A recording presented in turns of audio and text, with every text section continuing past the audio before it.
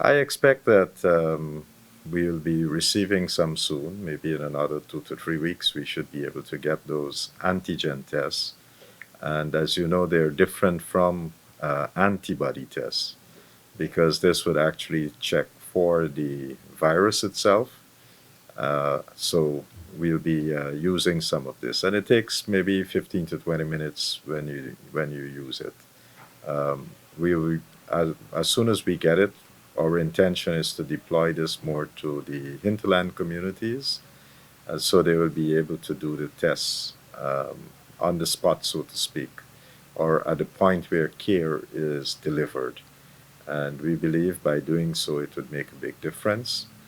However, while we will be using the antigen tests, if there's any doubt that the physicians who are using this test would have, then they can always do the swabs and send it out for a PCR test. So we're not because we'll be doing antigen testing means that we will stop doing PCR testing. Antigen testing will just complement what we have. But I want the public to understand the difference between an antigen test and an antibody test, because antibody would appear after or during the period of the infection, and then more after you will see those antibodies remaining.